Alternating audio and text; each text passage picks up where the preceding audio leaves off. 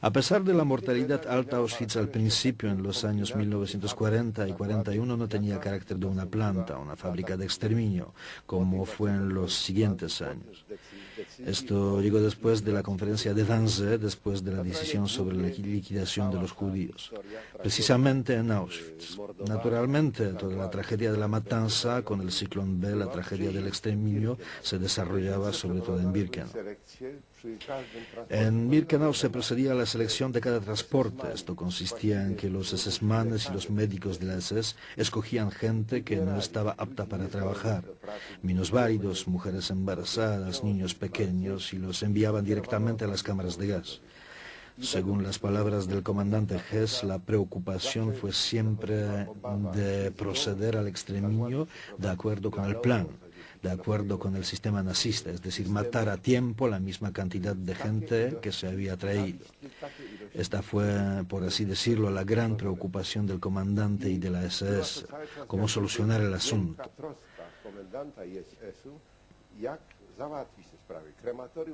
El crematorio 1 no servía para este tipo de acciones. Se sabía que era demasiado pequeño. Por eso se han construido unos 4 crematorios en Birkenau. Cada uno podía contener entre 1,5 hasta 2.000 personas por cada ciclo de gaseamiento. Pero esto no fue lo más importante. La capacidad de matar con gas fue de 20 a 25.000 por 24 horas. Mucho más difícil para la SS fue el problema de incineración de los cadáveres. Es sabido que todos los crematorios juntos contaban alrededor de 46 retortas. No siempre se ponía un solo cuerpo en cada retorta, a veces 2 o 3. Por esto no era suficiente. Por esto se quemaba también cadáveres en hogueras en Birkenau o en el campo al aire libre, mojando la madera con el metanol, y así se quemaban los cadáveres. Pero siempre esto fue, como decía el comandante, lo más difícil en la técnica de llevar a cabo la liquidación. Pongamos, por ejemplo, el exterminio de los judíos húngaros. Desde mayo hasta agosto de 44 se mató en las cámaras de gas alrededor de 400.000 personas. Se quemaban en los crematorios y en las hogueras. Oświęcim y los alrededores de un radio de 5 o 7 kilómetros estaban cubiertos de humo. En el aire había humo y el olor de los cuerpos quemados. Lo recuerdan hasta hoy los que sobrevivieron, pero merece la pena mirar la historia desde el principio. El principio de la selección de la gente que iba a entrar en el campo se hacía en la rampa del ferrocarril en Brzezinsk, en la rampa del Reichsbahn, es decir, en la estación de tren. Después, porque esto fue incómodo y se trataba de acelerar el exterminio, de su desarrollo eficaz, una constatación puramente nazista, se decidió hacer otra rampa de tren. Porque al principio los que tenían que ir a las cámaras de gas tenían que ir andando 3 kilómetros. Por eso se decidió construir las rampas. En 44 ya estaban listas. Y allí, en este andén ficticio, en la estación ficticia, ya dentro del campo, se hacían las selecciones. Entonces los trenes entraban directamente a Birkenau y los vagones llegaban prácticamente hasta las mismas cámaras de gas. Después de una corta selección hecha por los SS, se llevaba entre 60 y 80% de la gente directamente a las cámaras de gas. Y aquí son muy interesantes las divagaciones del comandante Hess, quien dice que siempre se trataba de acelerar y también de aprovechar económicamente las cámaras de gas, ya que el ciclón B funciona mejor a 25 grados centígrados, pues había que construir las cámaras de manera que fueran estrechas, para llenarlas con el mayor número de la gente, hasta 2.000. Entonces el rendimiento de estas cámaras, si se puede decir así, su rendimiento sería más grande y además se utilizarían menos medios, menos gas. De un desglose de la relación de contabilidad de la empresa Degues, quien fabricaba el Ciclón B, resulta que en los años 1942 hasta 1943 se enviaron a Auschwitz 20.000 kilos de Ciclón B. Asimismo, al mismo tiempo, Hess cuenta que para matar unas 1.500 personas en una cámara de gas se necesitaba entre 6 y 7 kilos del Ciclón B. Naturalmente se trataba de hacer las cuentas con la empresa Degues. Cuántos marcos se han ingresado por este gas. Pero, por otro lado, hay que hacerse una idea sobre la cantidad de la gente que tuvo que morir con los 20.000 kilos del Ciclón B utilizado en las cámaras de gas. Todos los procedimientos del exterminio estaban cifrados, secretos. Sin embargo, existió un álbum hecho por un SS-man porque sacar fotos estaba permitido únicamente para los servicios de investigación y solo ellos tenían derecho de sacar fotos en el territorio del campo.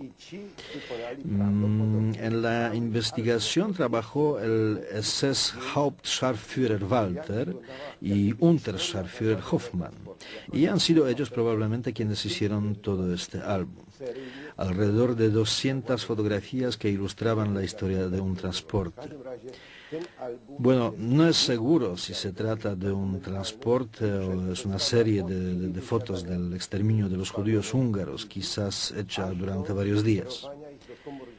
De todos modos, el álbum es increíblemente fiable, documental y presenta escenas desde la bajada de la gente de los vagones hasta su entrada en las cámaras de gas. El campo de Auschwitz fue dirigido todo el tiempo por la SS, concretamente eran los nazis que se afiliaron a esta organización y a menudo habían pasado ya anteriormente su servicio en otros campos, en Dachau, Sachsenhausen, como el comandante del campo Hess, Palisch, Fritsch y otros. Les enseñaban cómo dirigir un campo de ese tipo. Lo aprendieron en Dachau, donde el comandante fue un tal general Eicke, quien pereció luego en el frente de este. Aquí en el nuestro, los SS-man eran sobre todo sádicos, sobre todo los primeros, quienes llegaron al campo en 1940. Palisch, quien fusilaba a los prisioneros delante del bloque, sobre todo él, en la pared de fusilamientos en el bloque 11. Fritsch, quien se hizo famoso por las selecciones durante la lista por la fuga de un recluso. Así murió el padre Kolbe y el maestro Batko. Estos SS-mans de verdad maltrataban sádicamente a los reclusos, muchas veces con la ayuda de los capos alemanes. Esos, por su parte, llegaron aquí de distintos campos de concentración de Alemania, pero también hubo casos durante esos 4 años que he pasado aquí que puede encontrar SS-man diferentes. No se sabe por qué se encontraron aquí, quizás porque querían huir del frente de este o bien han sido dirigidos por casualidad a este campo. Teníamos un jefe en la oficina, Brox, Wilhelm Brox. Venía de Schleswig-Holstein y lo pronunciaba Holstein. Dice que su mujer era sueca, de su currículum se sabía, y él nos contaba que había pasado la mayoría del tiempo en los hospitales de la SS porque tuvo sarna y diarrea, después el tifus. Fue muy flegmático. Tenía entonces unos 40 años y a menudo hablaba con nosotros. Este SS-man tuvo algo como doble moralidad. De nuestra oficina siempre tenía que ir un SS-man a la rampa, y eran 3. También Albrecht y Hofer tenían que ir a la rampa para hacer las formalidades y recibir datos, es decir, de dónde llegó el transporte, acusar recibo de la mercancía, lo diría así, concretamente la gente que trajeron. Cuando le tocaba a Brox el servicio de ir a la rampa, siempre se negaba. Buscaba excusas, enviaba o pedía a su compañero que fuera en su lugar. Esto por un lado nos alegraba, como intentaba evitar de ver la tragedia de la gente y el tomar parte en el envío a las cámaras de gas, pero otro lado nos extrañaba mucho, porque después cuando regresaba su compañero, por ejemplo Hofner, de la rampa, y tenía por ese trabajo bonos para salchichón, para otra comida, para el vodka, no se negaba, se sentaba con él y luego comía este salchichón y tomaba el vodka. Nos extrañaba porque si era tan limpio moralmente, como lo decía, no tenía que sacar provecho de estos bonos. De todos modos, comportarse de otra manera. Una cosa es segura, este Sesma realmente no ha fusilado a nadie ni no ha pegado a nadie. Otro Sesman muy parecido que trabajó en nuestra oficina fue Fritz Gasser, originario de la región de Klagenfurt, de Yugoslavia, como él decía. No de Klagenfurt, sino un poco más al sur, lo subrayaba. Llegó muy gravemente herido del frente de este. Siempre veía, cuando él estaba sentado enfrente mía, las pulsaciones fuertes de su hueso de frente, sí. Escribía muy bien a máquina y siempre echaba tacos diciendo que no puede ver lo que estaba pasando en este campo. Nosotros entonces lo sabíamos, pero hemos oído más tarde que escribió directamente a Himmler una solicitud de traslado al frente de este, porque no podía ver lo que estaba pasando aquí. Y esto que fue gravemente herido. Resultó que ha escrito 2 informes así, 2 reportes, y solo a la tercera vez el comandante le liberó del servicio. Fue más joven que nosotros porque yo entonces tenía ya 23 años y él 20 o 21, no más. En 1944, a mitad de verano, mi compañero de Josuf, Reinhold Puchauer, también prisionero, propuso hacer para la posteridad, para la historia, listados de los transportes que llegaban al campo. Naturalmente se trataba de hacerlo en forma disminuida, al mínimo, unas notitas minúsculas. Y nosotros lo hemos hecho. Desde el primer número, todas las categorías de los prisioneros que fueron fichados más o menos desde septiembre, octubre de 1944. Esto salió del campo ilegalmente. Un compañero lo sacó y lo dio a su hermana. La hermana dio las noticias a mi madre y antes de regresar yo después de la guerra de Austria, de Mauthausen, esto ya estaba en la Comisión Regional de los Crímenes Nazi. Concretamente lo tenía el profesor Sen, entonces juez de instrucción para casos de extrema importancia. Lo cogió y estos documentos existen hasta hoy. Son importantes, tanto más que realmente con ellos podemos saber qué tal día llegó un transporte de tal o tal ciudad, o por lo menos de tal país. Porque los judíos de Francia llegaban de Drancy, Compiègne, Pithiviers o Romain-Rolland. Localidades así se enumeraban, nosotros teníamos que poner solo París, porque la entidad que enviaba el transporte fue Befelshaber o Haber-Befelshaber SS y la policía de París. Igual en el caso de Holanda, Bélgica, Grecia y Hungría. Nadie llevaba fichero de las personas que fueron a las cámaras de gas porque pensábamos que estos documentos serían salvados algún día. Desgraciadamente, cuando después de la liberación de Majdanek resultó que se había recuperado una parte de los archivos de allí, aquí la dirección del campo ordenó quemar todos los documentos. Me acuerdo que en agosto, a principios de septiembre, llegó un camión y todos los archivadores con los nombres de toda esta gente de distintos países han sido cargados en el camión y quemados en un horno especial en el crematorio de Birkenau. Por eso determinar un número exacto, el número de las víctimas de Auschwitz, es muy difícil hasta hoy. Nos basamos sobre distintos cálculos hechos quizás con demasiada prisa. Además, estos cálculos no han sido muy exactos, como lo podemos constatar hoy, según lo definido por la Comisión Extraordinaria Soviética, que trabajó aquí justo después de la liberación del campo, así como según el definido por el Tribunal Supremo Nacional de Polonia en los procesos de Hess del equipo del antiguo KL Auschwitz. Con el paso del tiempo los números cambiaban, 4 millones, más de 4 millones, después disminuían, se hacían más pequeños, porque se empezó a tomar en cuenta los análisis científicos y los datos más exactos y se quiso demostrar de forma científica. Por ejemplo, el Tribunal Supremo Nacional de Cracovia, en el proceso del equipo de KL Auschwitz, dijo que el número de víctimas estaba alrededor de 2.800.000. El comandante del campo Hess también hablaba al principio de más de 3 millones, después solo de 1.100.000. Estas cifras nunca se han definido y a pesar de que el Tribunal de Cracovia estimó los 2.800.000, también reconoció que los 3 o 4 millones no se podían excluir.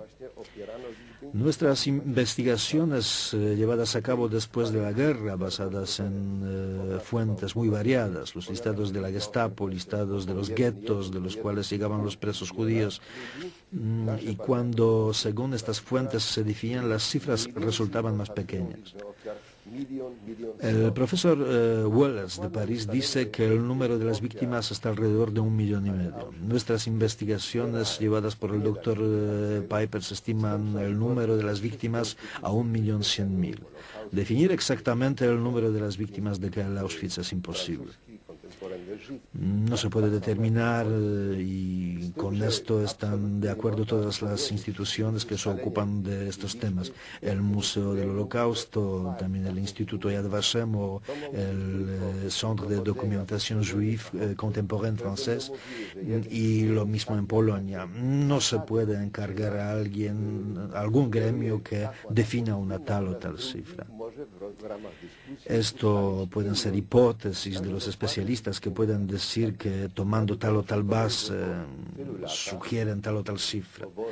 Pero en la misma discusión puede dar otra cifra. Pero no se puede determinar el número exacto. Tengo que decir aquí que después de tantos años en el campo y después de conocer la documentación sobre el campo ya después de la guerra, y he trabajado sobre estos temas desde 1946, tomando parte como experto en muchos procesos, el de Hess y el equipo de KL Auschwitz en Frankfurt sobre Main o de Horst Fischer en Alemania Oriental, pues este número siempre puso problemas para decisiones del tribunal porque había que referirse a la documentación y se sabe que esta documentación es muy fragmentaria. Pero si miramos solamente el problema del número, hay que pensar en otra cosa, que fuera 1 millón o 2 o 3. Cuando una persona muere es una gran tragedia de una familia, porque de golpe se arrancó de la vida a un hombre que hubiera podido ser joven, tener sus planes para la vida. Y ya no hablo de lo que puede pasar si mueren 10 personas, o 50 o 60 en una catástrofe. Y aquí el número de 1 o 2 millones prácticamente hace imposible estimar el hecho. ¿Cómo fue posible que haya muerto tanta gente? En un terreno tan pequeño, que en este momento cuenta unas 190 hectáreas, está el cementerio más grande, el mayor campo de batalla en la historia del mundo. En esto hoy hay que pensar si realmente lo más importante es conocer el número exacto, si así no estamos olvidando que todos ellos eran seres humanos, gente viva, eran niños, eran madres, padres que morían durante tantos años aquí.